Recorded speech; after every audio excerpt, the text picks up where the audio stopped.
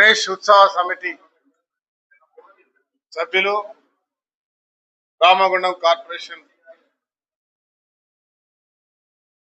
Incharge commissioner గారు, IAS Arunasri గారు,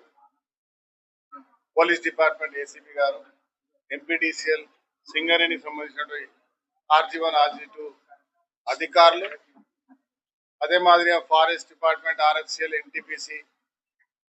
సంబంధించినటువంటి అధికారులు, మీడియా మిత్రులు, వివిధ సంఘాల నాయకులు, ఈ నగర పెద్దలు, మున్సిపల్ అందరు అధికారులు రేపు 27 తారీఖున జరగబోయేటువంటి గణేష్ పండుగ, వినాయక చతుర్థి 9 రోజులు జరిగేటువంటి ఒక బ్రహ్మాండమైన కార్యక్రమాల్లో ఎలాంటి అవాంఛనీయ సంఘటనలు జరగకుండా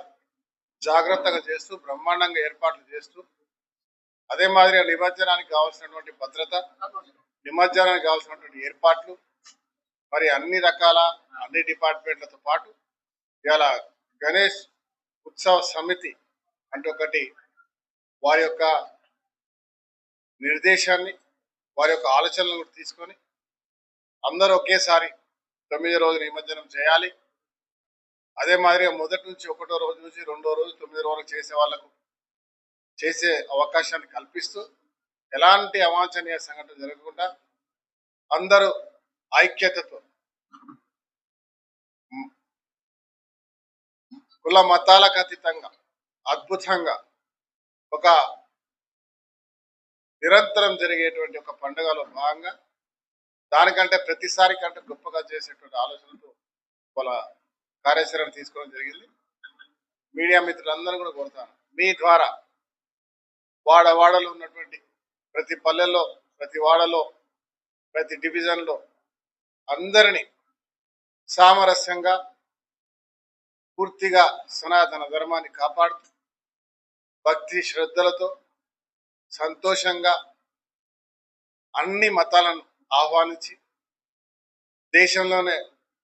ఒక అద్భుతమైన ప్రాంతంగా తెలంగాణలో రామగుండానికి మంచి పేరు తెచ్చే విధంగా కార్యాచరణ నిర్వహించాలి. రోడ్లపై పూర్తి రోడ్లను ఆక్రమించకుండా ఎమర్జెన్సీ వెహికల్స్ పోయేటువంటి ఒక దారిని పెడుతూ రోడ్లన్నీ తవ్వకుండా ఆర్టిఫిషియల్గా బెంచ్ పోల్స్లో పెట్టి మన ప్రాపర్టీని మనం శుభ్రంగా పరిశుభ్రంగా కాపాడుకుంటూ ఉత్సాహంగా జరుపుకోవాలని చెప్పి మీ ద్వారా అందరికీ వినాయక చవితి పండుగ శుభాకాంక్షలు. ఆ దేవదేవుడు గణనాథుడు మీ అందరి కుటుంబాల సుఖ సంతోషాలు, మీరు కోరుకున్న కోరికలు,